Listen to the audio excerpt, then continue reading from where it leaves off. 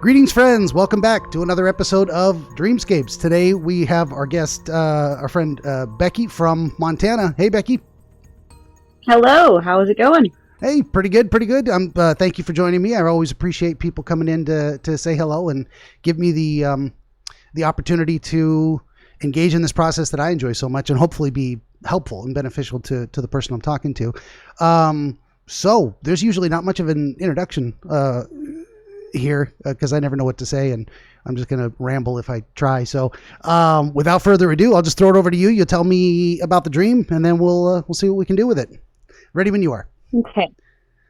So I was out running errands, went to a store, went inside, got my things, walked outside, and there was a yellow spider. It was fairly large, about the size of my palm, with the legs out and everything. Very exotic looking, bright yellow, had like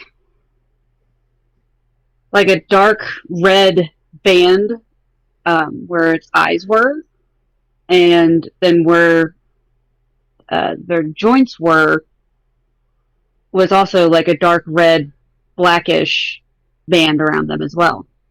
I tried looking online, couldn't find anything that looked like it, but whatever.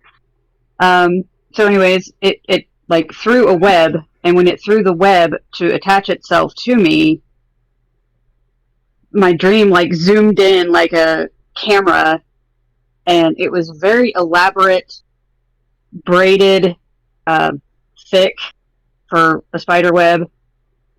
And then, immediately zoomed back out. I went to go and, flick it off of me because I don't like things crawling on me.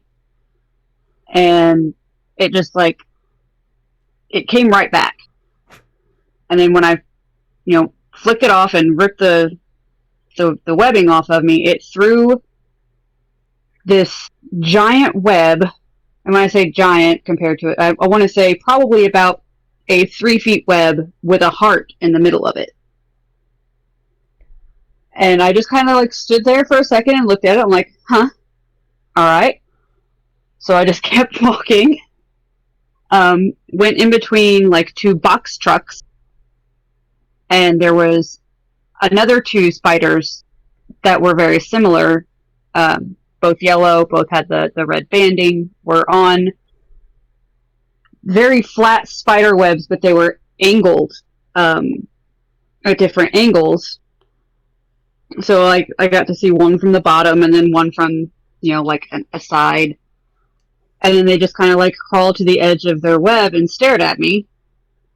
I didn't feel threatened. I didn't feel afraid.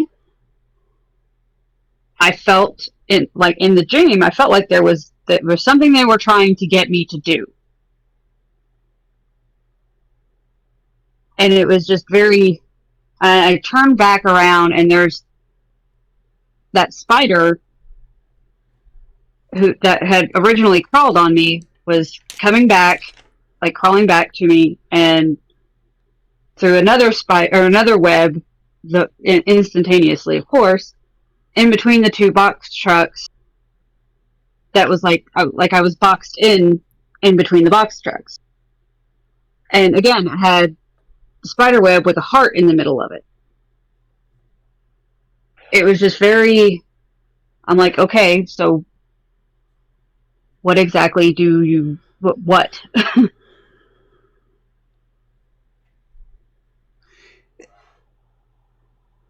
And then they just fall down, the webs dissipate, and then I'm able to walk through. And I get to my car, which isn't my current car. And then I wake up from there. Just still confused. Okay. There we go. Nice and straightforward. I already got a couple pages of notes there, trying to get as much detail as possible. So, this feels like it's way too high in my way. Let me try and monkey with this thing a little bit. There we go. Maybe now people can kind of see my face. You can still hear me okay, yeah? Yes. Okay. Good deal. And I also have to be able to see my notes past this monster. Okay, so step 1, I just listen, write down as many notes as I can. Step 2, we go back through it again, kind of point by point, beginning to end, one more time, really kind of try to put you back in the experience as viscerally as possible, imagery wise, and what you were feeling and seeing, but also try and, like, what is it? I heard a Joe Rogan quote lately where he's like, we're just two monkeys making sounds at each other, trying to establish this psychic connection of communication. I'm saying the joke badly, but it's a freaking miracle that it works, that we can make noises with our mouths and communicate telepathically, basically. So the very first thing you remember was you were out running errands. Yes. And what was the first, say, scenario or visual imagery in the dream? Are you standing outside a store and you just have this knowledge that you're entering to run errands? Were you in your car? I remember driving. That's the first thing I remember. Is I remember driving, getting out of my car, walking up to a store, which looked like one of the grocery stores here in the town that I live in. And then I'm suddenly back outside, like I didn't even go inside. Interesting. And then I'm walking to the car, and then that spider attaches to me. Yeah. Do you have any memory of the car itself, or just the knowledge that you were driving? It was almost like a brand new car. It was black, kind of like a mini SUV.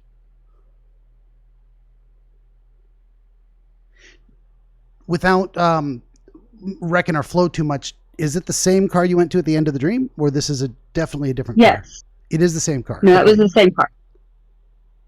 But not your car in real life. Correct. Nor a car that I've ever driven. Just without belaboring that specifically, do you have a fondness in your heart for that style of vehicle? Like, is it, you find it attractive, appealing for style or utility? Is that a car you'd like to own? I did want to have a mini SUV. I don't prefer black as a car color because I did have a black car at one point in time, and it attracts a lot of all of the dust and dirt and and everything else, and I just didn't. So black or white is not the vehicle colors that I would prefer, but apparently I went to a black car. Okay.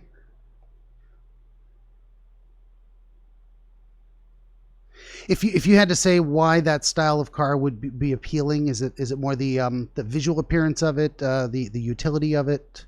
A little bit of both. Okay. I like the style. They're more roomy. I have very tall children, so I feel like they have a lot more leg room if they're in the vehicle with me. Okay. And then just being able to load all the things in and.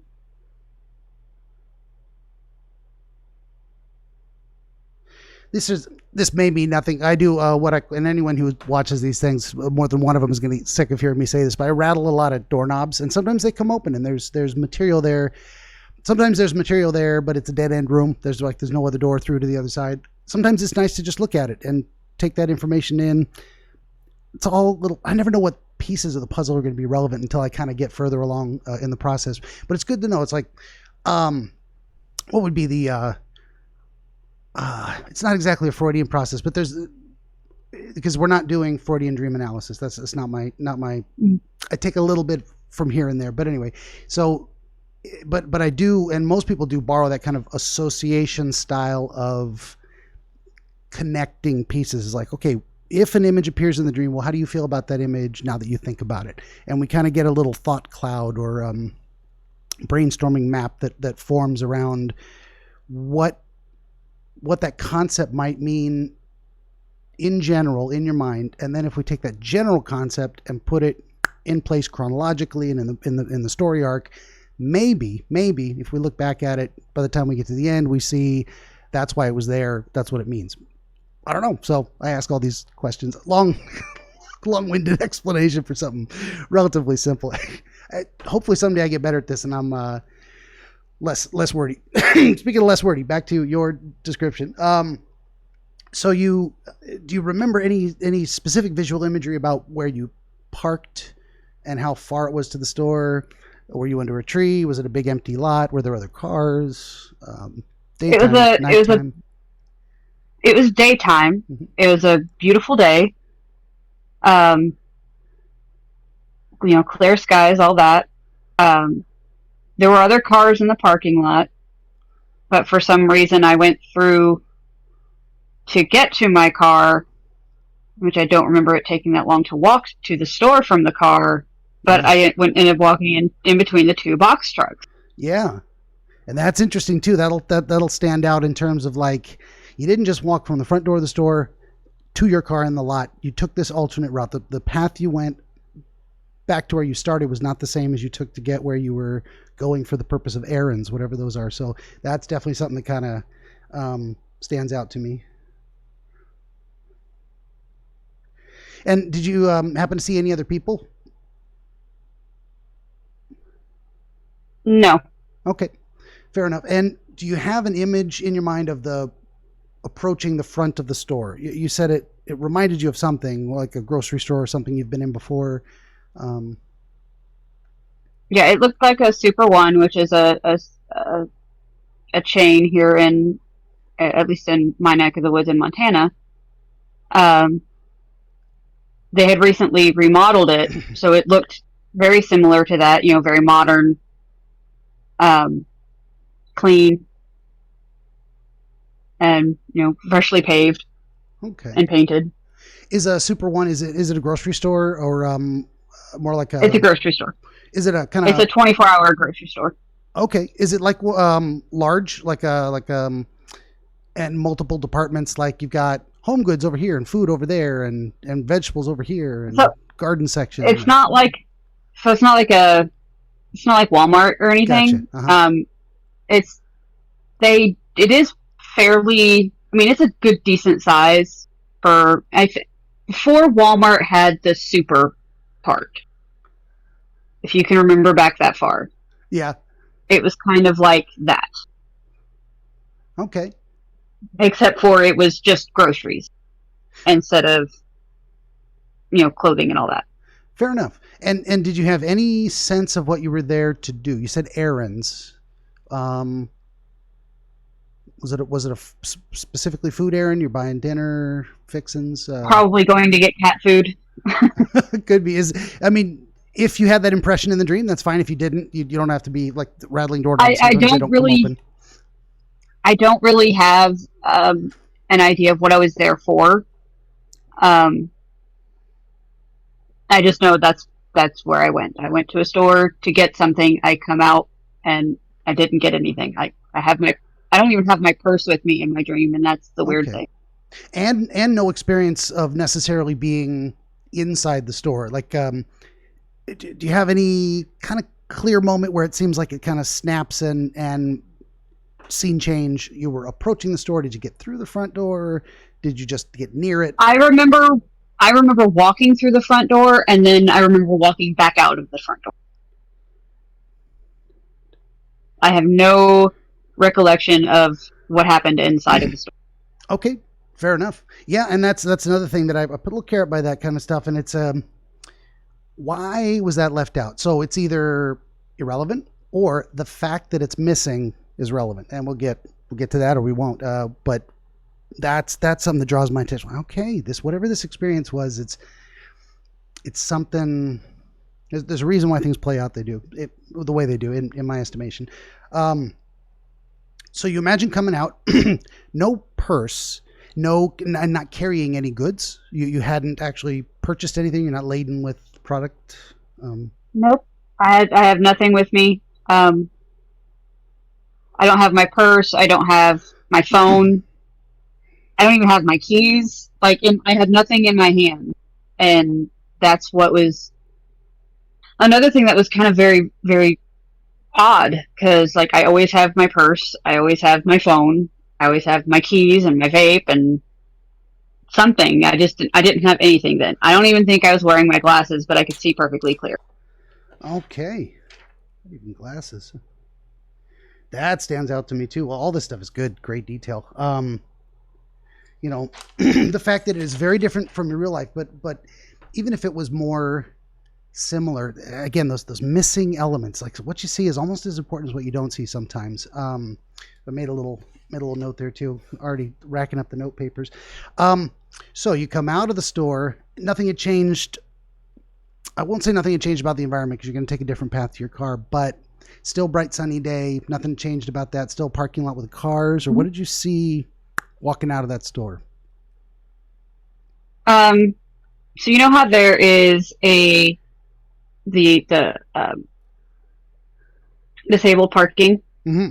in the front of the store, and sometimes like at Walmart or something, there's going to be a long parking spot for like a long van. Yeah. For the handicap parking. There was a box truck there. It had a red cab, so like the motor cage and wherever people were sitting in, that whole section was red. And it was And in the handicap spot? Yes. Okay. And then the trailer part was all white. And I feel like there was like a baby blue stripe down at the bottom. Like right before it goes to like the wheel carriage. Yeah. And that's where the, that one spider, the one that kept interacting with me, like, attached itself to me, and then Dream Camera zoomed in on the rope that was just so incredibly, like, intricately braided. Yeah. Where was like the spider exactly in relation to that trailer? Come out from under it, sit next to it, crawling on the side of it? I think it came from behind me. So in front of that truck. Okay. So you were kind of walking up next to it and it kind of came around the cab towards you from the front? Yes. Okay. And then attached itself to, I want to say my arm, like around the elbow area. How did it manage that? Did it like rodeo lasso, or did it kind of just turn its tail towards you and squirt it out Spider-Man style? It was facing me, and then it like came out like what would be our chest. That's where the webbing came from. So it wasn't like Spider-Man coming out of his arms, or the rear end like a normal spider. Yeah. It came out from its chest. That's interesting. And you said it attached to you where on your body? Like right above my elbow. So in the outer kind of bicep area, just above the elbow? Okay. About right here.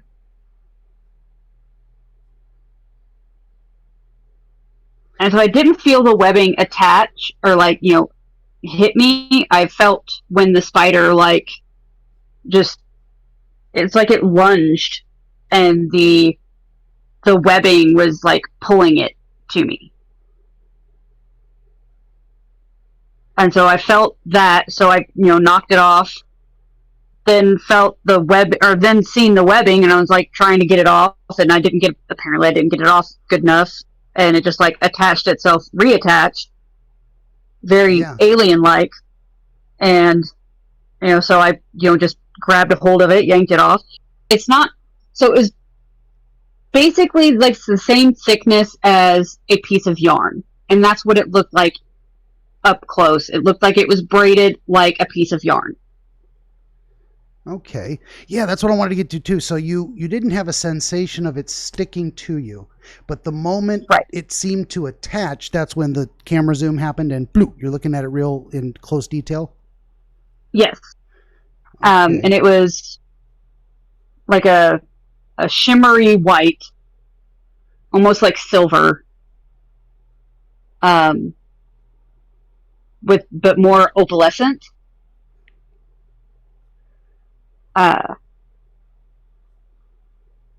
And yeah, it was shiny. And you were giving me some great descriptions that I'm not sure I was able to write fast enough. But these are all good too. So that's a great.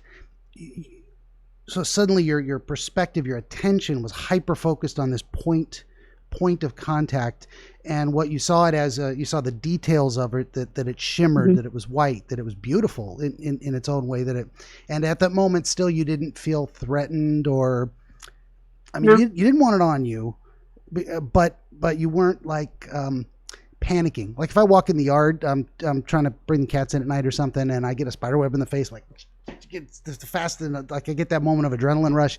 You didn't have that kind of panic response suddenly. Giant spider. It was more of a, I wasn't afraid of it. It was more like, why are you touching me? Yeah. It's interesting too. Put a little mark that, it's if this was, say, just a dream about arachnophobia, like in real life you're scared of spiders, you had a bad dream that a spider got near you and touched you with its web, that would be a very direct, almost one-to-one correlation. Maybe doesn't mean more than that. And in that type of scenario, you would expect someone to say, yeah, and in my dream, just like in real life, I was freaking out. But the fact that this is something else, this is not a fear of spiders dream. This is definitely something else. You said that it was braided. Do you said like yarn. Did it have a particular pattern that you could discern? I mean, Celtic knotwork, anything that might stand out in your mind? It was just spiraled all the way around. Kind of like,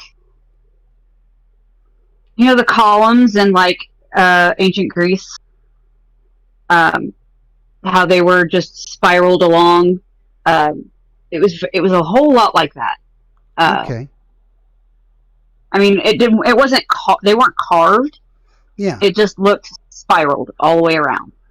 Fair enough. Almost like a very tightly coiled spring, that kind of spiral. Yes. Gotcha. That's what I had in my mind when you said it. So, and the sequence of events, did you go to brush it off immediately, or only after you felt the tug, or did you feel a tug? Maybe I'm putting that out of my own head. I did not feel the tug.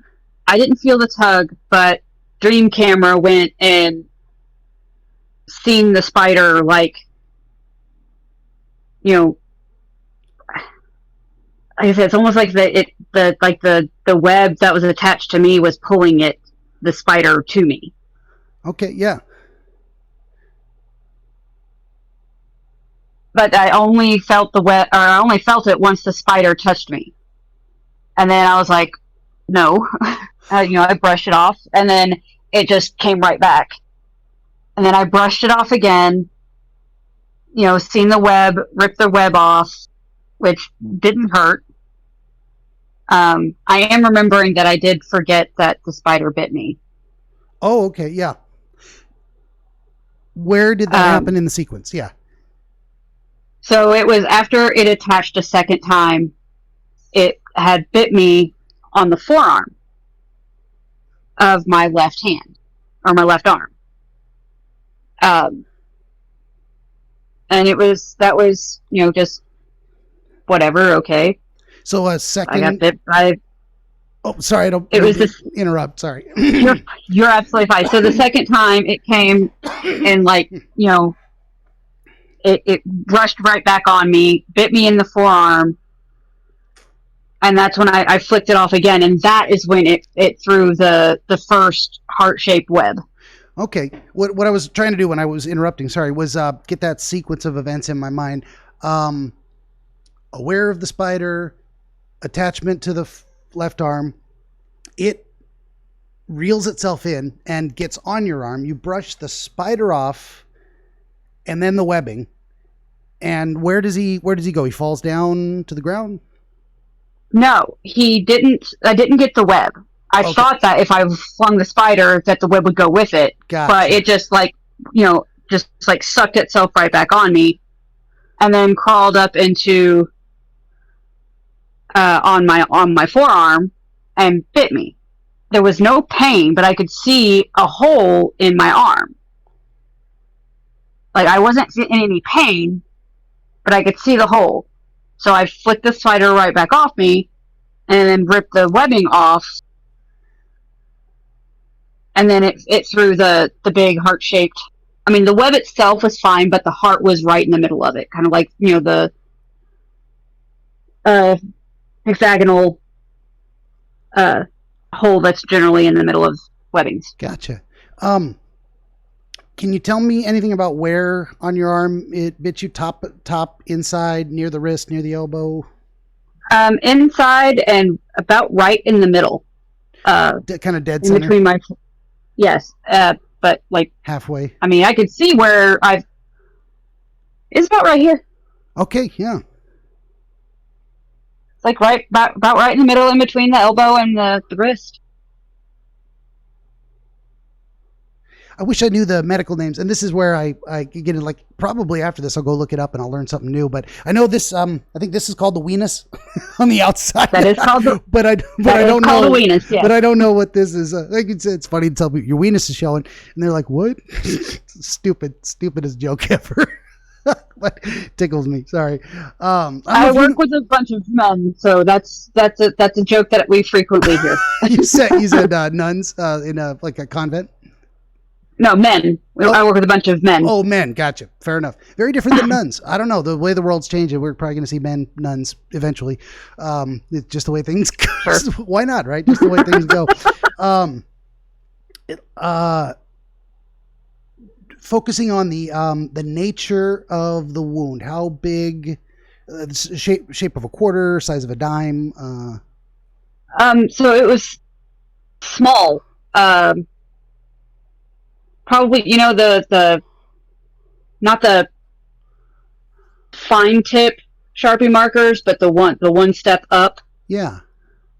Very tiny.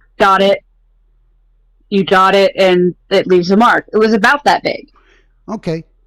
Do you notice anything about the quality of the hole? Like, was it completely black in the center? Could you see like a divot of flesh had been taken out? It was pink underneath.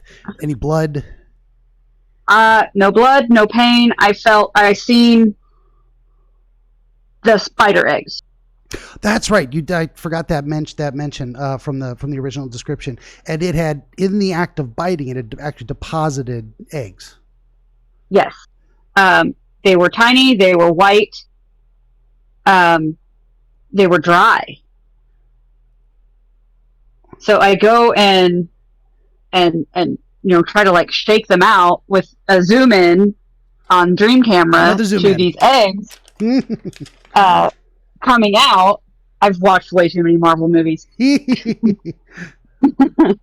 Of the eggs coming out, and then they're white, and I'm not gonna say like chicken egg ovular, but ovular for chicken eggs, or not chicken eggs, spider eggs. Yeah. Not words are hard. Round. So you were actually able to say, turn your arm over and give them a shake, and you watched them fall out?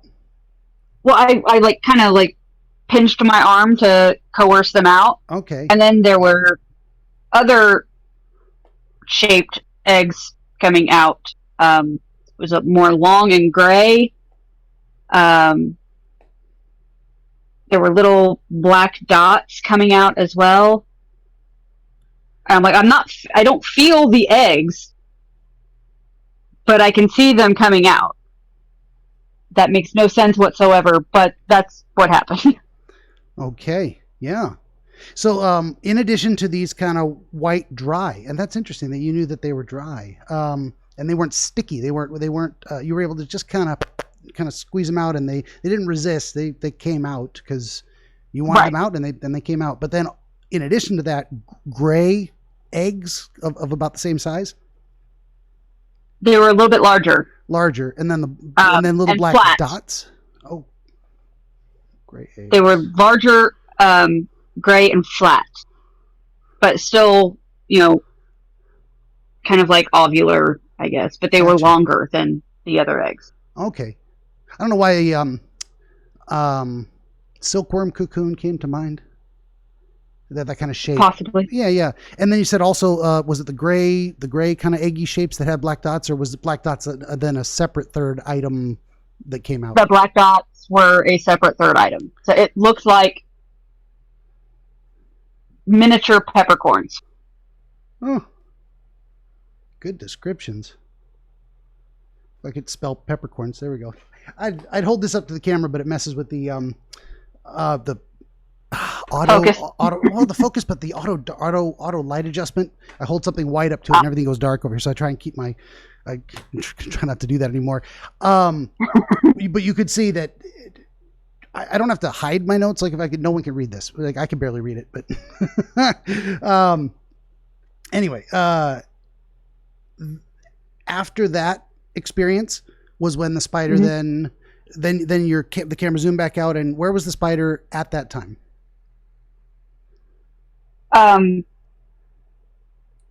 Still like right in front of the first box truck with the red cab and the baby blue stripe. And then I just kind of like walked away in another direction, like kind of, I'm not necessarily running away, but I'm like, okay, that was weird. I'm going to go this way. Removing yourself, yeah. And then there's in between two more box trucks, which were both white and had the white, there wasn't a red cab, it was a white cab, and there was no blue stripes. It was just two. Before we get onto that, too, I wanted to focus on the web with the heart for just a second. And so the spider was back on the ground near the front of the cab, kind of where it had started? Was not on the ground. It was on the web. The spider was on the web it had created with the heart? Yes. Okay. What was it attached to anything or just floating in the air? How did you see it? It attached to the box truck with the red cap. Okay. So it was not back on the But ground. it was in the middle, so it was attached to the box truck and the ground. So it was like right, like it's my height, and I'm 5'5". That's where the heart shape was in the middle of. And then it, I think you may have described it as it threw up a shape, but my envisioning was it threw it at you. Is that something that happened? Or it threw it behind the spider. Like as I was flicking it off of me, there was an instantaneous web behind it to catch it, and it had a heart in the middle of it. Okay.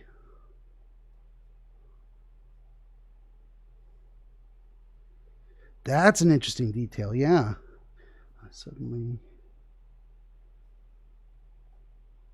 That's why I'm glad I asked, and hopefully, fuck if I know if these things are interesting to people. I ask all these very specific questions because I had the completely wrong impression that somewhere back in your original description, I thought, well, first it threw a web at you, and then it was back on the ground, then it threw another web at you, and then it climbed on you, and then you flicked it off again, and then it threw this web with the heart at you. And I was completely wrong on all that stuff, so we got to get these.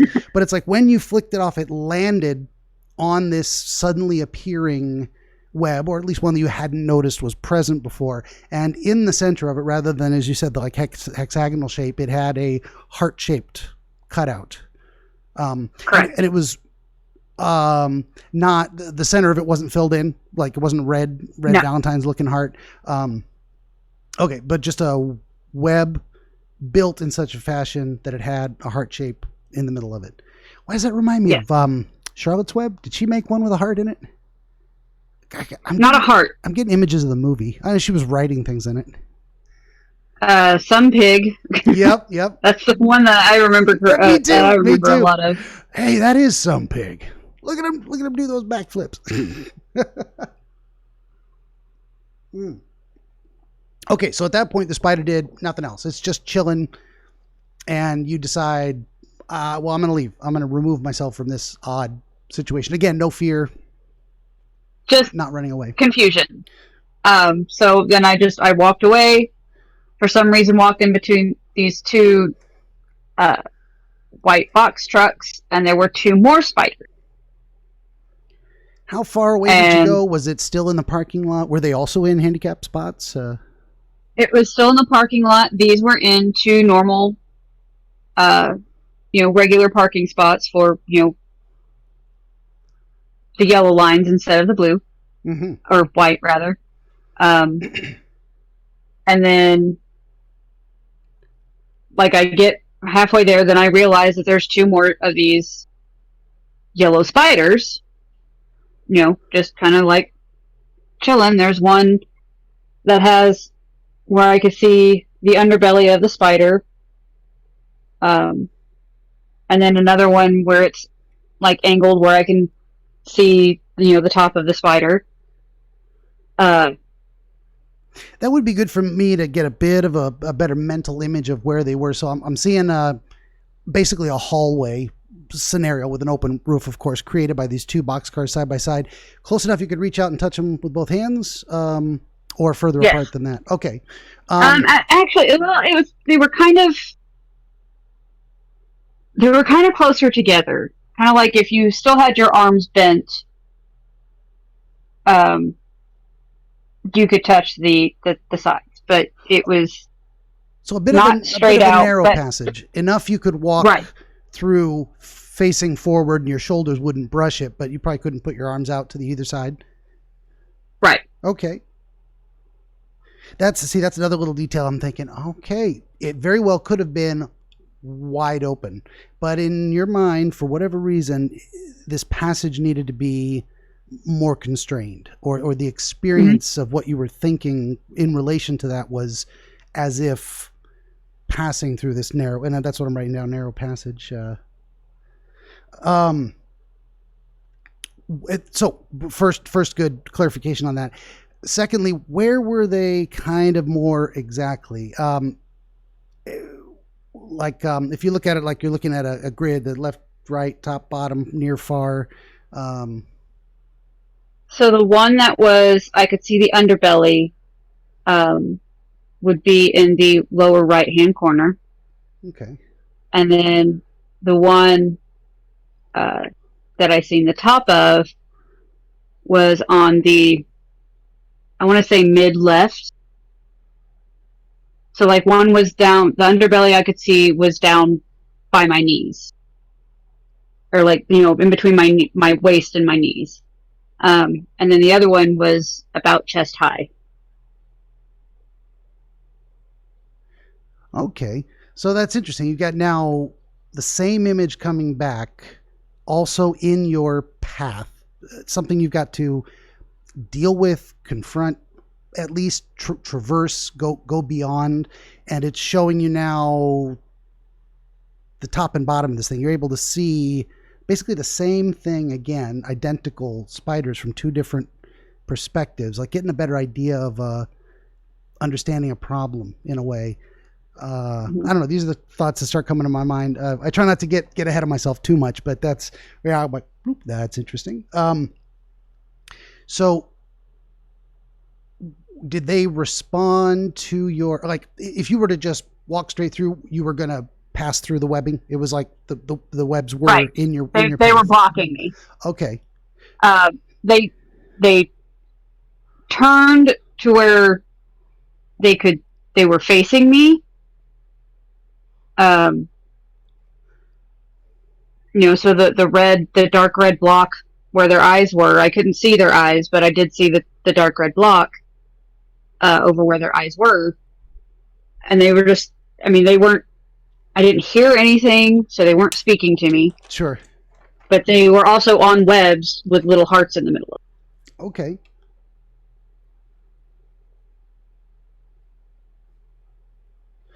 So their response to your approach was from the position you originally saw them in, then they both turned to look at you. And did they move like to the edge of their own web towards you, or just they stayed in the center?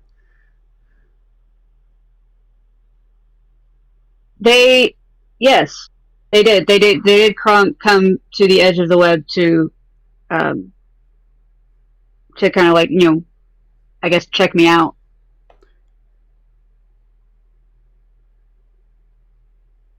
So then at that point in time, I didn't feel like having two more spiders jump on me. Right. So I turned around to go walk the other direction, and then there's that initial spider again, throwing another web blocking me.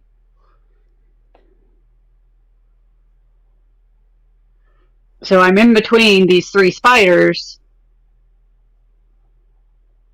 and I don't remember what happened. I think I had an itch in my armpit. which was weird. But I went to go scratch the itch in my armpit, and then there was that other gelatinous, like it just looked like gelatin, but it was a sack of spider eggs. But it was like Was this the kind of like same left arm? Yes, it was in my armpit. Okay. And it was the size of my hand. I don't know how I didn't notice it was there. But I remember it was gelatinous, kind of like a stress ball. Is the texture and the feeling that I had. And you knew that it was also full of spiders, not just eggs? Or could you see them, like when you went to look down? It was eggs. Okay. And then what happened with that? Did you just remove it and dispose of it? I removed it. I, dropped it on the ground. The webbings then just dropped. And that's when I got to be able to walk to my car. I completely just blocked out the spider eggs part. Yeah. That's why we go through it a second time. Everybody remembers something that they didn't see. They didn't remember seeing, but it was there. It was always there. We always get bored. And that sometimes those little details like, oh yeah. And then something else connects. So you, and then suddenly all the webbing dropped, and you said the spiders dropped with the webbing, like to the ground, like it fell apart. And then they were, just like it dissipated, and then that's what I was going to they were on the ground. Disintegrate, kind of shred, or slowly waver and disappear. Kind of, how did it leave? Just kind of like faded. Like they were there. They were, I don't want to say vibrant, but that's the only word that I can kind of think of. You could see them. Bright yellow, size of your palm, huge. Yeah, very vibrant. And then the spiders didn't dissipate, the webs did. And then the spiders followed me to my car. It was almost like they were protecting me from something. I don't know, I didn't feel afraid. I didn't feel threatened. I felt confused the entire dream. Yeah, for sure. And then you did just a brief description of arriving at the car, getting in. Do you have an experience or memory of that? Did they get in the car? I just remember getting to the car, and that's when I woke up. Didn't even actually get in. Just you had arrived at the destination you were heading for. Ever since you left the store, all of this, walk into the store, walk out of the store, spiders, back at the car. All this, we're about amazingly, in the recording so far, 45 minutes into just these descriptions. These things always take forever, and I think it's fantastic. I love this. I love this process. I hope people watching love it as much as I do. Any sense of what the spiders did when you arrived at the car, or how any sense of them change? I mean, you got that protective sense that they weren't there to follow you to hurt you. They were there to look after, watch your back, almost literally in the dream, right, following you. I don't remember anything after or once I got to the vehicle. I don't remember turning around and saying thank you. Yeah. Or giving me a weird feeling. Yeah. No knowledge of anything they did. Just you arrived and woke up. Yes. Anything different about the car when you got back to it, as far as you could tell? No. Nothing specific. Okay. No, it was the same car. Good deal. Maybe it's my future car. Very well could be. I mean, so here's the thing. It's like I do a very specific psychological perspective on this stuff. We're looking for associations, talk about Freud and Jung and all this different stuff. And then there's a whole realm. So that's very, very physical, biological, psychiatric, whatever. Then there's a whole realm of metaphysical shit. I have no idea what to do this. Is this past life? Hell if I know. Are you getting psychic messages from the great beyond, or the spirits of the dead trying to talk to you? I have no idea. I don't have proof for any of those things, so I can't say, yes, this is what I believe. Then again, I have no clue. All of that stuff could be entirely possible. I would love to see it happen. What was it? Was it Alexander Graham Bell was trying to create he was trying to use his technology to communicate with spirits of the dead. I mean, I think people forget that. They talk about, you know, the recording and that. Who did the light bulb? That was Edison, right? Mm-hmm. I think so. Yeah. No, so it was Graham Bell who was trying to record. He was trying to do early, mid, late, whatever, 1800s EVPs, electronic voice phenomenon, trying to capture. People were big into the occultism, spiritism at the time. I had a point to all that. No. Don't know where it is? No, Right lost it. No, that happens to me. Tangent. back at train. Call it train of thought derailment. Right off the tracks. What I like to went through it once. We did the second portion I call deep dive, and before I get into making my own suggestions necessarily, I like to ask people, as we were going through that, were there any epiphanies, moments of clarity, sudden connections where you were like, oh, I never thought of it that way before? Anything occur to you before I start filling your mind with my nonsense? The only thing that I can think of is that I have been feeling not really lonely, because I'm not lonely.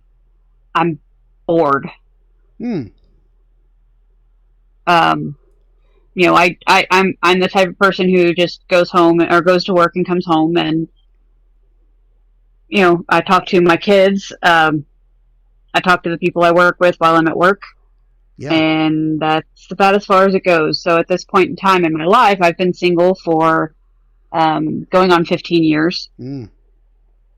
And I had stopped dating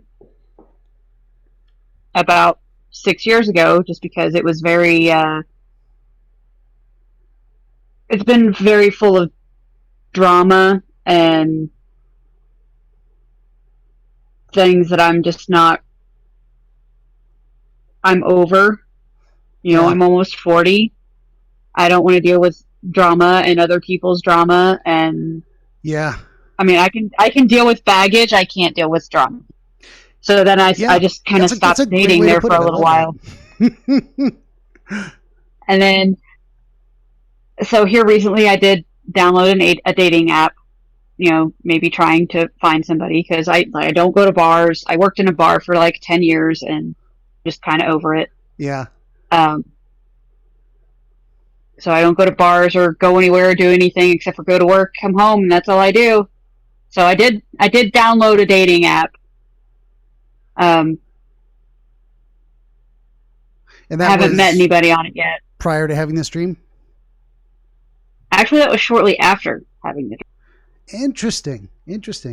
I mean, now, the way associations work is I don't want to read too much into it. So I'm not going to say, oh, you downloaded that because of this dream.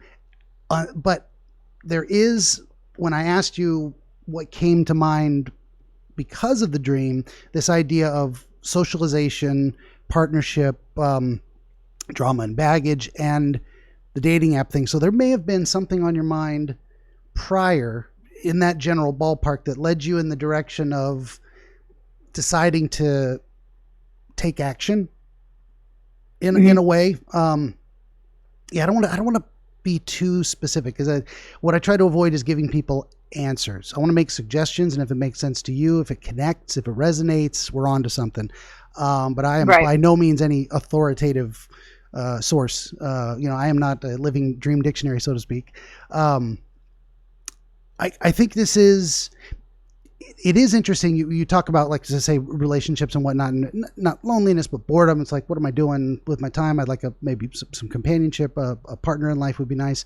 These spiders have hearts in their web. That's a kind of a, are you feeling a connection there? Is there something that opens up in your mind in terms of, where does your mind go with that? So upon doing I am a spiritualist. So upon doing some research, spiders in general, in a dream that is not, you know, an arachnophobic dream, is a sign towards the female, like, I don't want to say mystique, because that's not correct. At essence, the personified divine feminine, divine feminine, female divine. Yeah. I had the right train of thought. It's just Right. We'll figure it. That's what we do. That's what I do not here. quite there We yet. figure it out together. Yellow spiders. What was it? So yellow is a happy color. Mm-hmm. And it is also personified with, friendship.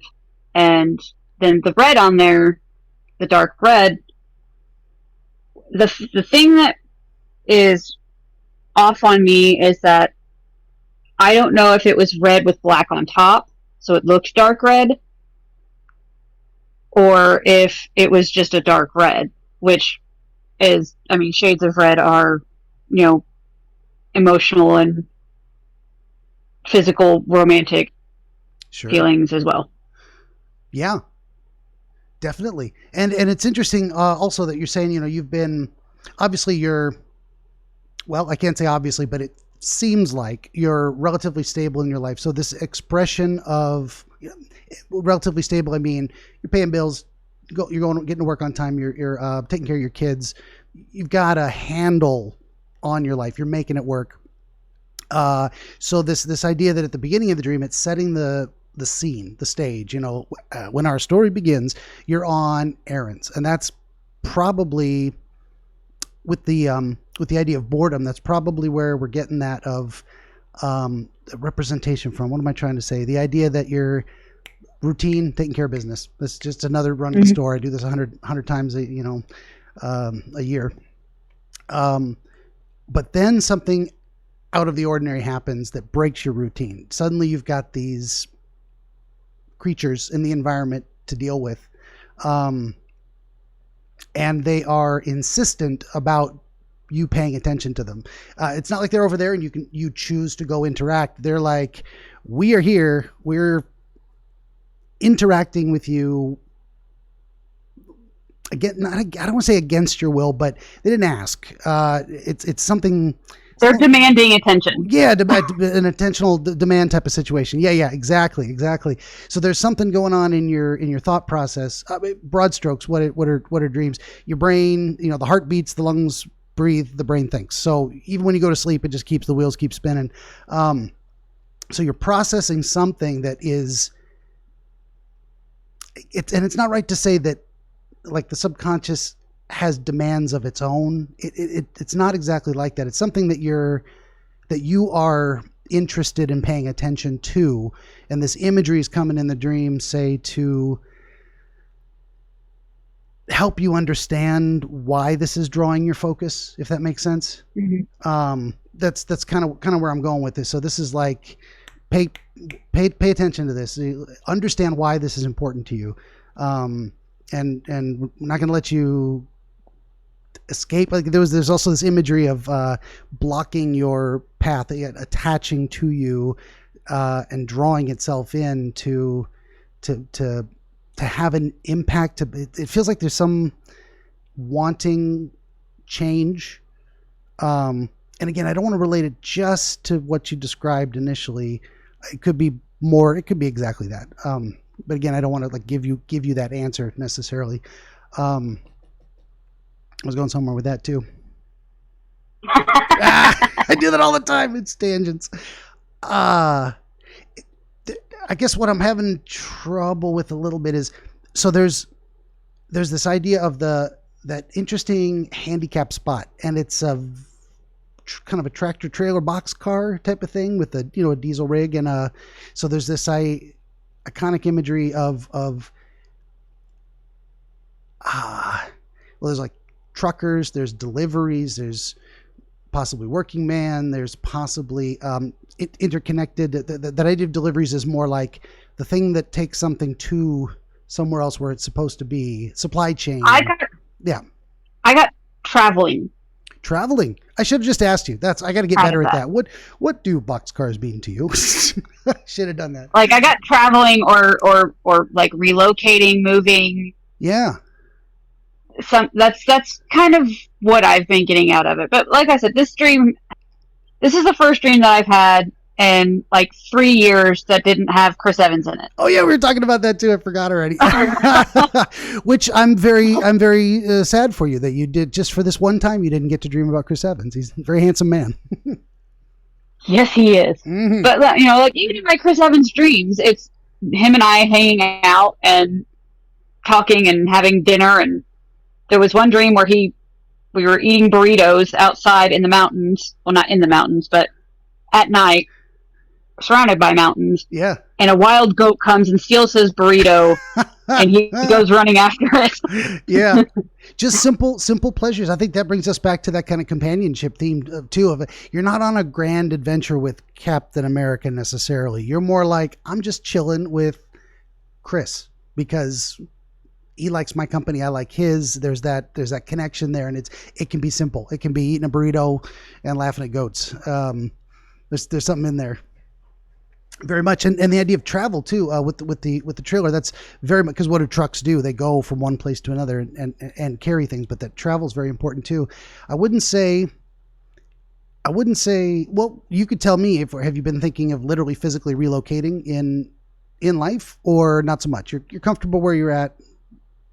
I actually 4 years ago I moved from Indiana to Montana. Okay. Good deal. But currently, and around the time of this dream, not inclined, or what am I trying to say? No strong, imminent push, internal drive, desire to leave. Like not planning to move already, or seriously considering it. Should I move again? No, not at this point in time. It wouldn't happen for about 5 more years anyways if I did. Trying to stay in one place for your kids, let them finish school, that kind of thing.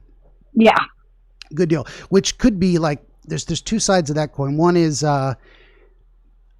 you may have no desire to travel or relocate specifically. Fair enough. But it also may, I'm suppressing that because I got to stay anyway. So why even bother with that? But so that's one entire coin, separate coin, flip side. That travel may not be physical travel. That's why I was confirming with you first about, is it that simple? Is it a direct connection? But travel, it's more like, it's more of a metaphysical move from one place to another. It's almost like, what am I trying to say? Moving from one condition to another. Almost like travel is a metaphor for transformation or change, personal progress. Say again? Ascension?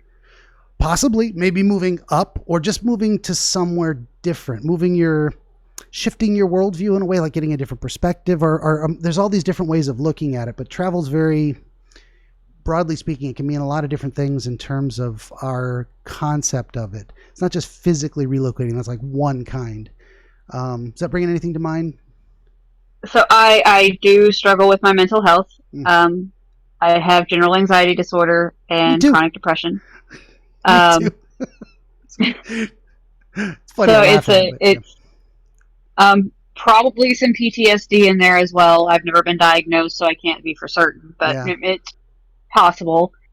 And I have been, meditating more, trying to, breathing exercises, trying to break certain cycles that I see on a regular basis on what puts me back down into that, dark hole that prevents me from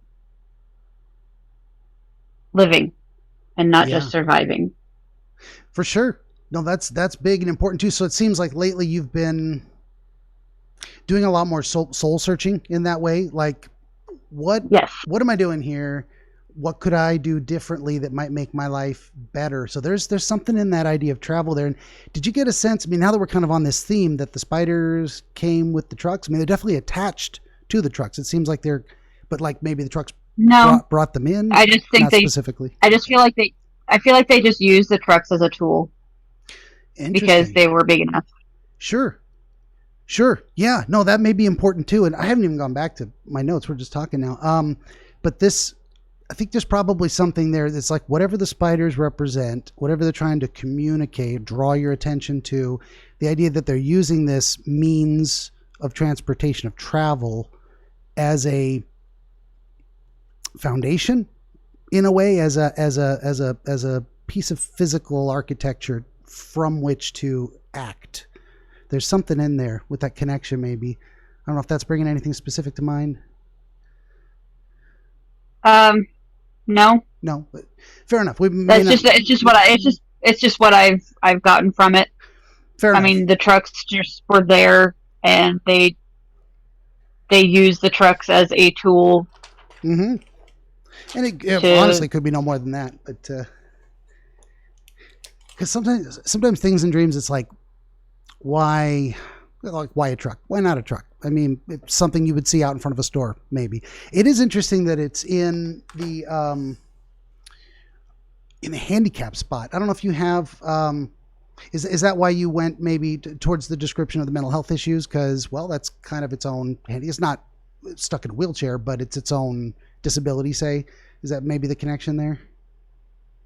I don't know. I do know that so back home in Indiana, in our Walmart, there was just a few spaces that were elongated for, trucks with trailers,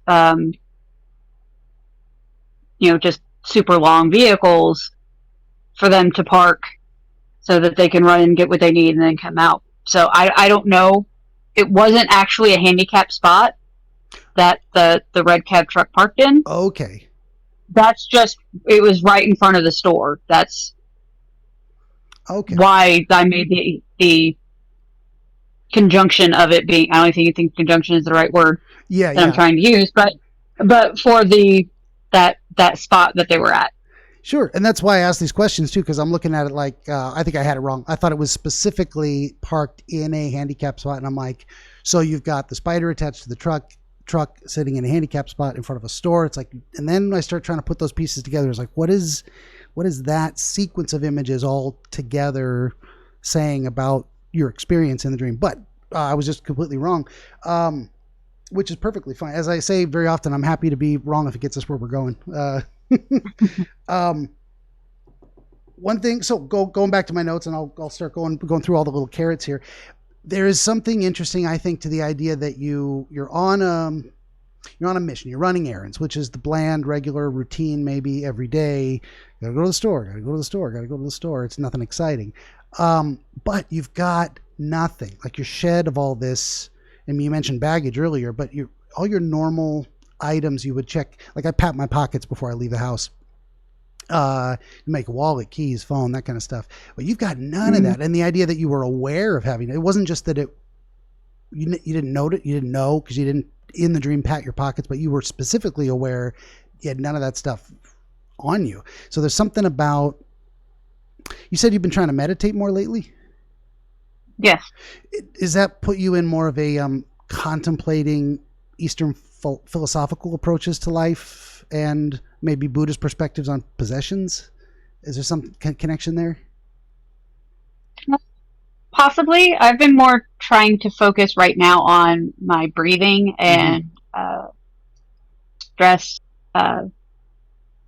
release. Sure. So, yeah. And usually when I ask these questions, either something comes to your mind, you're like, oh yeah, that, or not. And if it doesn't, that's okay too. But there is something in there in terms of, so that was one possibility. I was thinking in that direction of maybe it's a necessary to get from the routine errands of a bland boredom to this traveling to a new place, whatever the spiders are trying to show you. And part of that is you got to put down these objects, that there's clutter in your pockets. You're carrying too much. That's why the idea of baggage came to mind. It's a very Eastern philosophy type of thing. Actually, I'm asking you questions and diverging onto my own stories, but when I was about 19, I regret this to the day. I wasn't wrong, and I'm glad I did it, but I was about 19 years old, and I'm like, I think I saw Fight Club or something in the theater. I don't remember how old it was, maybe 20-something, whatever. 23? I don't remember how old it was. Anyway, long story short. But that idea stuck in my mind. The things that you own end up owning you, because you have to spend all this time and energy to manage stuff. Otherwise, why have it? Why have a pile that just rots? So you got to maintain it. It's like owning a house. You got to keep it repaired. So long story short, I threw away about 80-90% of everything I ever had. I'm like, I don't want to carry this stuff anymore. I don't want to move again and have to load a couch. And I had a giant bookshelf full of like every fantasy sci-fi novel I'd ever read throughout my teenage years. Sold them all to the bookstore. Now I look back on but it was so many heavy boxes of books. Every time I moved, I'm like, I don't need these. They're in my head. I've read them. What am I going to do? Read them again? Now that I'm 40 something, I'm going to read them again. Now I have to go buy them again. But that just lets me go to used bookstores. But now you can buy them digitally, and it's a lot less to move. You're not wrong. And that would be the smart play. I'm kind of a tactile guy, fingers on the paper. Same. I do enjoy the smell of a book. Right? Yes. I love the smell of old used bookstores. Just you walk in there and it's like, paper everywhere. It's in the air. Yes. And we're probably breathing all the shed fibers from the paper, but that's the smell. It's a very unique perfectly smell. Fine. I remember reading books that were like printed in the 60s, get them in the used bookstore in the 90s, and they're slightly yellowed and they have a different texture, a different smell. Way off on a tangent here. Where was I going with this? The Eastern philosophical stuff. So I had a moment with that too. But as I described some of that stuff, the idea of shedding baggage or simplifying or sorting through what's really important to you, what do you want to maintain, or any of those ideas coming together? No. I mean, I think it was more of just I feel like I probably walked in the store, realized I didn't have anything with me, so I couldn't buy anything, and then walked right back out. That's possible. I mean, that's because maybe I'm just absent-minded like that. I don't know. I know I am. But I mean, that's just what I feel like possibly.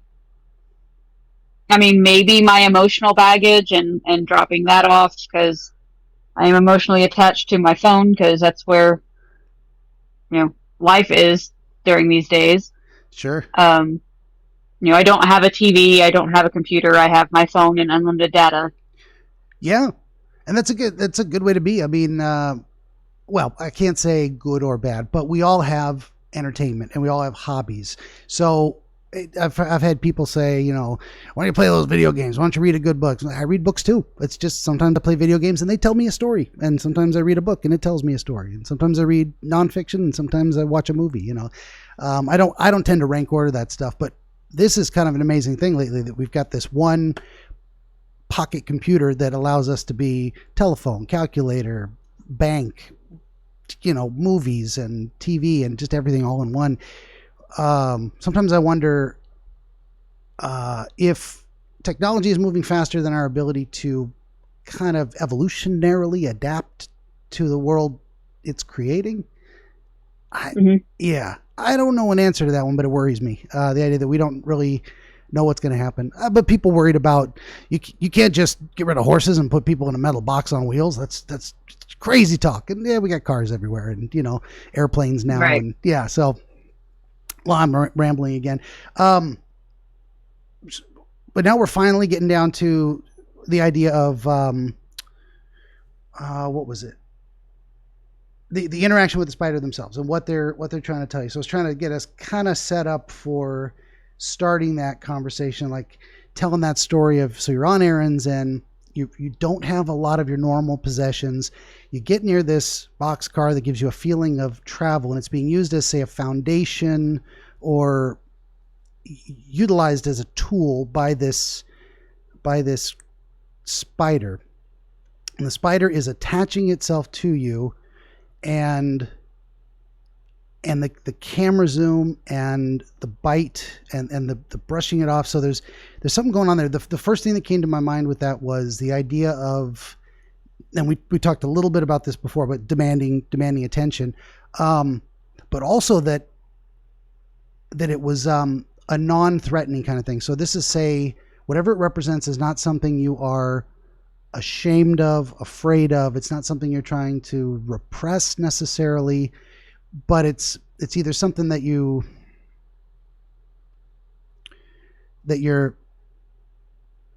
not allowing yourself, or situationally it's complicated and so it's not a focus. It's like an unexpressed, not repressed, but unexpressed desire, need, something in that direction of like there's something important to you that's not a part of you, or that's not being expressed by you, and this attention grabbing mechanism is pulling itself into you, saying this is attached to you, and even it's something you can't brush off, that the brushing it off doesn't work. And then not only that, the act of brushing it off, or maybe trying to repress it, it comes back stronger and it leaves seeds of itself inside you.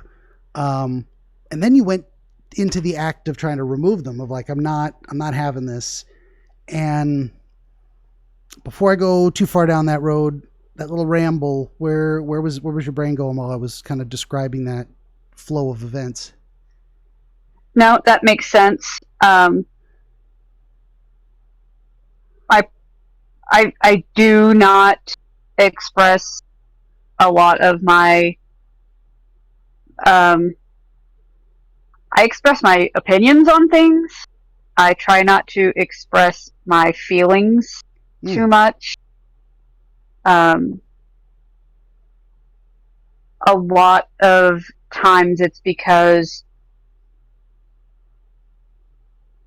going into, spiritualism and things like that, I feel like I feel other people's emotions. Which is why I have become introverted. Because if other people are stressed out, it stresses me out. Yeah, I know that feeling. And then I get, even if it has nothing to do with me, if other people are stressed out, I feel that, and then then I'm stressed out. So me being around too many people, it's exhausting. Me too. Yeah. And that's actually, for anyone listening out there, I may have described this once before, but there's a misunderstanding of what it means to be introverted as far as pop culture understanding. People conflate it with being shy. Oh, they just need to loosen up and get out there and enjoy. And who cares if you make a fool, dance like no one's watching, that kind of thing. What it actually is not shyness. It's not social anxiety. Those are their own things.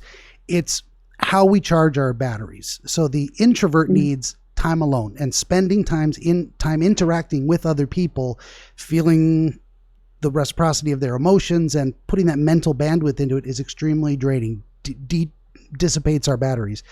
Very much introvert here too. Opposite for extroverts. Extroverts charge their battery by emotional connection, and time alone drains them. They need that interaction to kind of fill, juice back up, get excited and energetic about the world. So maybe I just was trying to describe that. I lost my train of thought again, but I know exactly what you're talking about. The idea of feeling other people's stress and social situations being extremely stressful. And I was asking about that all came from considering this interaction with the spider. So there's complications towards this. There's a balance maybe in your life you're trying to strike between, I don't want to be bored and without companionship, not lonely, but without companionship. But then again, man, relationships are stressful and difficult and a hassle and baggage and all kinds of stuff comes with it. It's like these competing time consuming. Yeah. These competing needs, I don't want to be lonely, but I don't want to be, this is me talking, but I don't want to be in a crowd of people either. And I don't want to see most anyone ever. I love talking to people, but I spend a lot of time alone. I'll spend an entire week talking to nobody but my wife and my cats and never leave the house. And I'm like, this is heaven. This is, and when I'm ready, I'll go walk out and go to the store and I'll be bright and pleasant and friendly with people, but I don't want come home. You need a nap. Yeah. I'm like, that's enough of that. Get exhausted, like mentally drained by interaction too. So there's something in this interaction with the spiders And I was the idea of the attachment, and attachment is another way we describe being connected to other people. We're attached to them emotionally, in terms of romantic relationships, but also then commitment wise to, say, attached to your kids because you have an obligation, responsibility to them. Not that you don't love them, but it's a level beyond that as well. The idea that this, and the attachment you zoom in on it, your brain says, look at this concept of something attaching itself to you. And it's actually very pretty. It's pretty, but then it pulls whatever this external, it's not an object, it's a concept, pulls itself to you by that pretty attachment, by that desirable or beautiful thing that is stuck to you. And yeah, the idea of trying to brush it off, but it jumps back and then it goes for the bite, and it's painless, but it leaves things inside. And you got that distinct impression specifically that it wasn't just scooping out a chunk of skin and underneath were seeds that were already there, eggs that were already there, or that it deposited those things. How would you? I feel like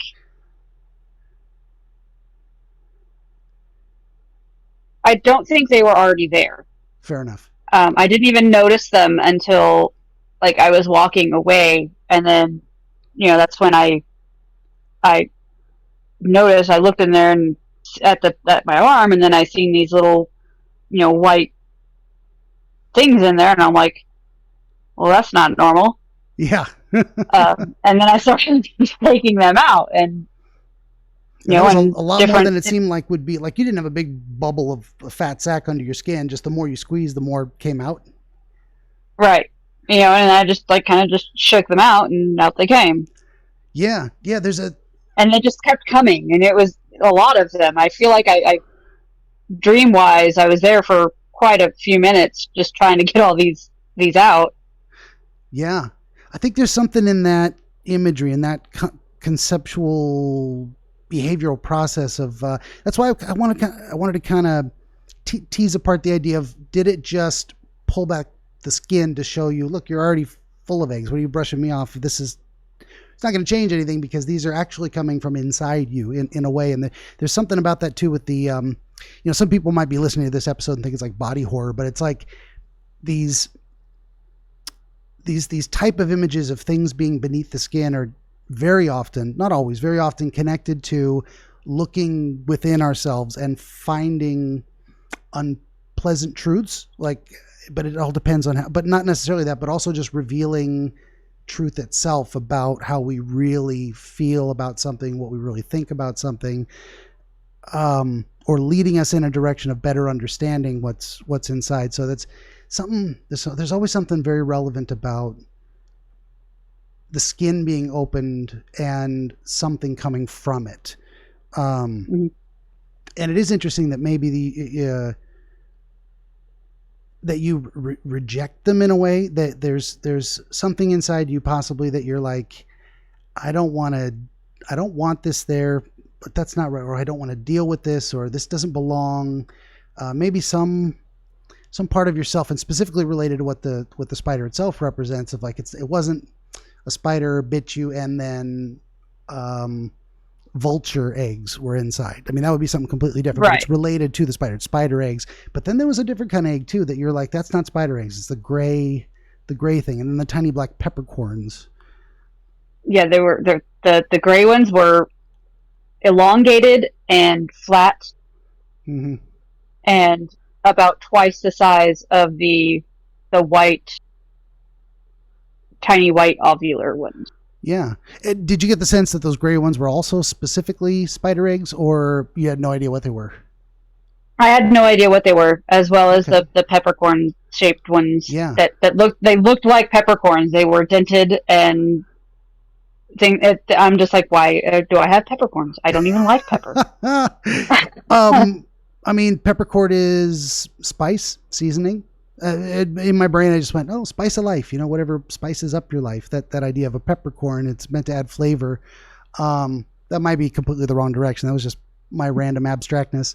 I don't know. Are you into cooking? Is that a thing you enjoy doing, or just an obligation? I do enjoy cooking. Yes. You do? Okay. It could be something there. I mean, like if they actually really were. I don't enjoy cooking for myself, which is what I cook for anymore. But yeah, you know. Gotcha. No, me either. If I'm going to cook, I'll cook once a week. Once every 2 weeks, I'll make a giant batch. I'll freeze half of it, and I'll just eat, mac and cheese for 2 weeks. I'm very simple. I've always cooked enough to feed a small army. And then when I over the last several years, I've lost quite a bit of my family from death, and then me moving and being separated by 2,000 miles from my family or the rest of my family. Yeah, it's been just it's just me and my kids. I get to see them a couple times a week, and that's about it. Did you? I mean, if it's not too personal to say, did you move where you're at now to be closer to where your kids had moved, like once they'd gotten older? Or, yes. Okay, gotcha. I mean, that makes tremendous amount of sense. People move for all kinds of reasons, change of scenery, change of job. But that's kind of what my parents did too. My brother and I both moved north, and they moved just a little bit more north than us and bought a house there. And now I think they might be moving to another state, and they're getting older. So I might be moving to that state. I'll follow them there. Then I'll take care of them someday.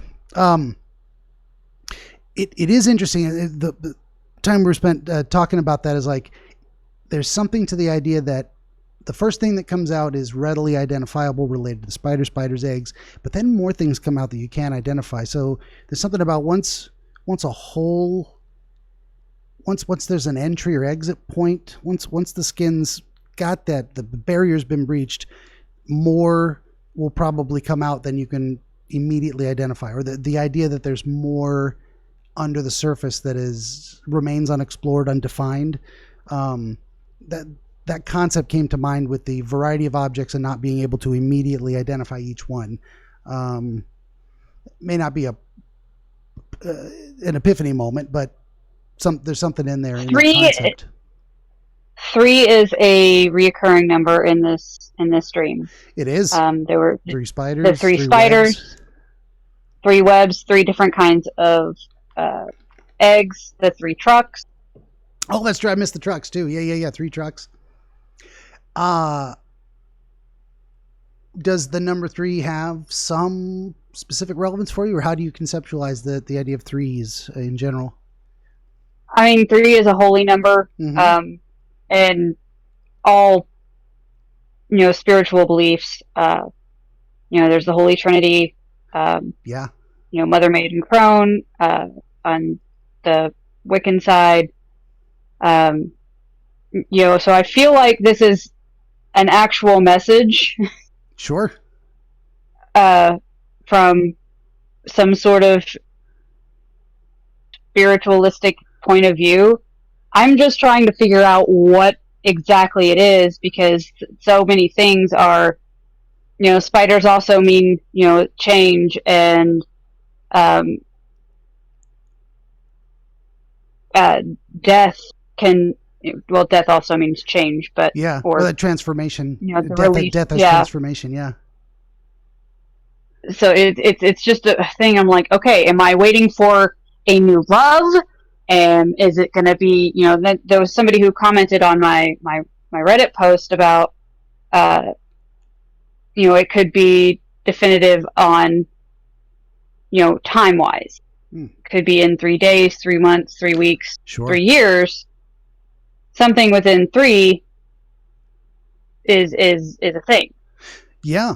I think it's definitely important that you have a concept of 3 as a spiritual number, and that it has that kind of importance to you. So there's, at the very least, I would say the idea of this transformation with the spiders, with the travel, with the trucks, with looking underneath the skin, and also like wanting to move forward spiritually, or be more spiritual in your life in general, and that's something you want to move towards in a way. Is that kind of making sense?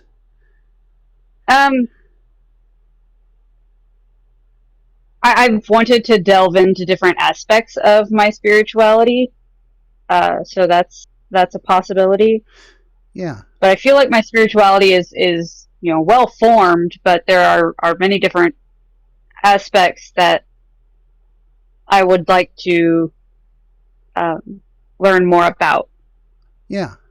And there's still this this theme, and it just came to my mind, this theme of the attachment and something being shown to you, demanding attention, and the spiritual path that maybe something in your mind is thinking, in order to progress spiritually, you need to embrace more attachments in some way you're comfortable with. And it's like this, you're not going to be able to go beyond where you're at unless something changes. That's kind of the idea I'm leaning into. I don't know if I'm expressing it very well. That like maybe a new not a new relationship, but getting a life partner is like would allow for a kind of spiritual advancement that you can't do alone. Right. It seems like that there's something in there. It's very, very vague to me, but that's what I'm getting from it. I mean, the heart is, the symbol for, love. So, I mean, obviously the heart has something to do with it, but I'm like, I don't have anybody to heart. Yeah. So, yeah. And if that's been on your mind lately, you're seeing this representation of all the benefits, but also the complications, and trying to weigh those things in your mind. And it is interesting too. We were talking about Charlotte's Web earlier, and she'd write, "That's some pig." And sometimes the webs were askew and the words weren't completely centered, but you've got these hearts at the dead center. It's not like they wove an extra heart off to the side, but the heart's at the middle of this web. So there's a concept perfectly of symmetrical. Yeah, this concept of centrality. It's in the eye. It's the bullseye of the web in a way. Maybe that's kind of what the spiders were there to make you see. I mean, I don't want to jump to that conclusion yet because we got a little bit more maybe. But speaking of which, you had that first interaction, and then you kind of rejected in a way. But even turning away from that experience and getting it out from inside you, as soon as you turn around, there it is again, twice as strong, or twice as demanding of attention. It's like, so walking away from this is not going to make it go away. Like, it's something you can't ignore. And I had some notes on, we're finally getting down to like page 4 and 5 here. Right? Oh, I forgot the idea that when you went to shake out, you had another zoom in moment of like, really look at this, look closely. Literally look closely. That was pretty right. Cool too. Oh, and again, yeah, the idea of the narrow passage struck me too. It wasn't like this wide open, they weren't 10 feet apart. They were maybe 3-4 feet apart, and you weren't going to be able to get through. And not only that, as you approached, the way out was blocked too. It's like, okay, now it's like all of your options of avoidance are fruitless in a way. It's like this is something that cannot be avoided. Something's going to happen one way or the other. It's what's that Rush lyric? If you choose not to decide, you still have made a choice. We're kind of doomed to free will in that sense. So it's like certain problems, choose to ignore them, there's consequences. Choose to handle them, there's consequences. There's something in that concept, in this being boxed in, where you're gonna have to deal with something, whatever it is. I don't know if that's speaking to you, that concept. I don't know what it would be that I would have to deal with, but I mean, it's a reoccurring theme in my life. Sure. And that may be it too. Just this idea that, maybe it's speaking to the concept of decision-making itself and procrastination or avoidance. And I'm not saying any of those things are true necessarily about you, but that your mind might be considering that possibility. Am I attending to things I need to in a way that I should? Sometimes I feel more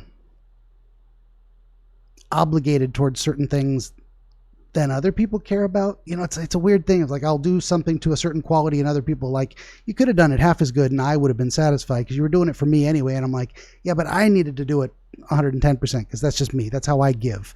So people tell me you can relax, man. And I'm like, no, if I'm going to do this, I'm going to do it right. And so that's part of my struggle as well.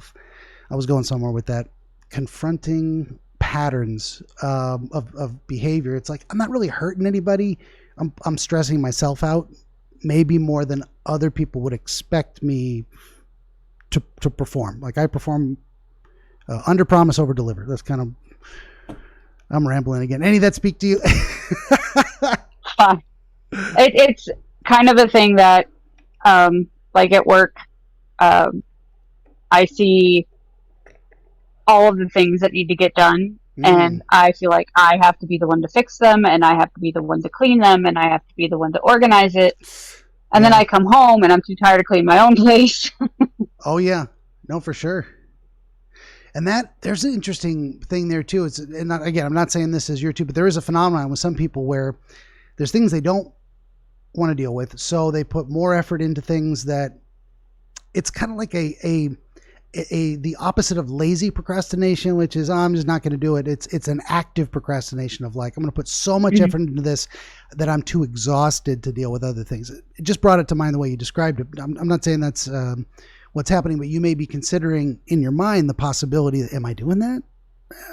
A lot of times dreams they're not telling you something. They're telling you what questions you're asking yourself is part of it. So when these ideas come up, that's why I try not to give people answers. This is what's happening in your life. Like sometimes this is what your brain was thinking about at that moment in sleep. This general story arc, kind of what I'm getting out of it. And the idea that the spiders, that they were at two different locations where you weren't going to be able to get past them, but you could see, and I mentioned this at the time too, that you could see the top of one and the bottom of the other. So this idea of being able to see the problem from multiple angles, you're getting a better look at it the more you look at it, so to speak. Mm-hmm. Is that making sense? Yes. But then they stop and whatever they were doing and bloop, and they come to you. They're paying attention to you in kind of a reciprocal way that you're paying attention to them. It's like, I see you, but you see me. And there's something there too. I don't know if that brings anything to mind. I have two children, and that is, when I seen those, they were smaller spiders, so than the other one that was about the size of my palm. Okay. And I felt like those were like children. Okay, they were smaller. Interesting. Yeah. So, well, and that's we're back to the number 3. There's 3 of you and 2 kids. And it's been kind of that way for a while. You said like maybe 15 years since the last serious relationship. So there's another kind of thing too. So, and what was your interaction with them again? I mean, turn to face you. And I felt an itch in my armpit, and then there was that's right, big wad of gelatinous egg sac. Yeah, and again, it's like this concept of multiple times trying to loose the thread, but he comes back and the bite. You walk away, but your path is blocked, and not only that, the egg sac's back, and it's in your armpit, and you pull it out, and it's like there's in some ways an escalation of the demand for attention that's going on here. It's like it's and it's interesting that this time it was not under the skin, it's on the skin. It's almost like I just thought of the idea of wearing your heart on your sleeve, wearing your egg sac in your armpit. It's more it's more obvious. It's not something you could ignore because it's not hidden by it, but it's like it's right there, and you're gonna have to deal with it, whatever it is. And what did you do again? You pulled it off? Oh, go ahead. So the thing that sticks out to me is that it's on my left. It's on my left. All of these things are happening on your left side. Yeah. And it's just the side that, your actual heart is on. Mm-hmm. Or supposed to be on anyways. And so that sticks out for medical reasons, I guess. Yeah. But If you haven't had a checkup in a while, can't hurt. actually, I did have blood work done in November, and I have a clean bill of health. Okay, good. It's nice to know. Yeah. Because I had actually severe exhaustion, and the day after Thanksgiving is when I went to go get the blood work done. For about 3 weeks before that, I was just tired all the time. So I made the decision to go get blood work done because I thought, well, it's my thyroid. I have COVID. It's, one of 1,000 things. Yeah. And then they did all the blood work. They did a broad panel, and everything came out fine. And I was just exhausted. Okay.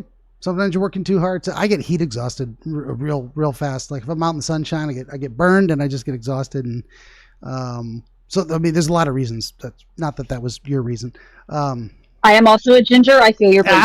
Exactly. So us pasty white people, right? Right. We're built for the snowy climates when it's winter for 9 months out of the year, that kind of thing. You know what? We're built to stay inside. It's very true. That's why. No wonder that's why I'm so comfortable in here. I just want to stay in my cave. Keep the fire going. That's what we're for. Exactly. Cook the stews. That's what we're good for. For real. And so it was. What was your experience of removing this thing? You said there was an itch. So again, something demanding your attention, and you said it was kind of gelatinous, like a stress ball. Was it gooey to the touch, or was it kind of dry texture again? It was dry texture again, and it wasn't squishy, but it wasn't hard. Was soft but firm at the same time, so similar to like a stress ball. Gotcha. Oh, well, that's why that came to mind. Yeah. And it was the act of removing this new or second egg sac from another location that caused the webs blocking your path to dissipate. And they kind of just faded out, and the spiders hard dropped or kind of jumped to the ground. Like a jump. Okay. They jumped to the ground. So it was a controlled fall. They knew what they were doing. They weren't caught. They weren't caught unawares. And then they kind of followed you. So I'm getting a little bit of I get different ideas as we go along. So one thing I'm looking at is the idea that the spider deposited the eggs or caused them to be there. But there's also the secondary idea that that once you're aware of things that are, say, already inside of you, they've done their job. If you can see yourself better, if you can find these things that are already attached that you didn't know were there in a way that you couldn't see, like when it stuck to your arm, then there was no longer a need to block you in. Now they could just follow you. And that's very much related to the idea that they felt protective, that it felt like they were following you to benefit you, not to be further obstructive or further malicious. There was never any malicious intent in the whole thing. Right. Yeah. So there's definitely that idea that they were there for your benefit, that whatever this experience was, whatever they were there to show you, is something you conceive of as probably good for you in general, whatever it was. Yeah.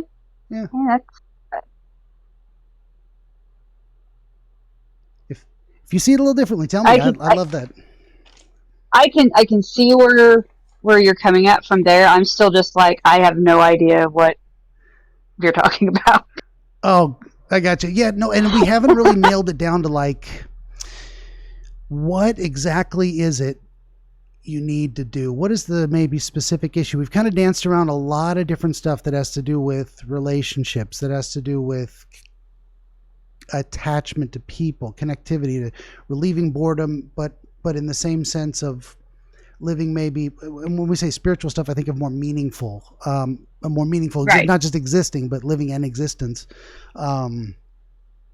So there's a lot of times what happens at the end, by the end of the dream interpretation sessions, is people have more questions than answers. Hopefully, rather than giving you answers, I get you to the point where you're asking the right questions, and then a lot of people have, and they get back to me later, and they've had further insights in terms of once I meditated on our conversation long enough, some things came into focus. I slept on it, had another dream, and that one was much clearer. I was able to move beyond that. It's especially with folks that have, say, reoccurring dreams.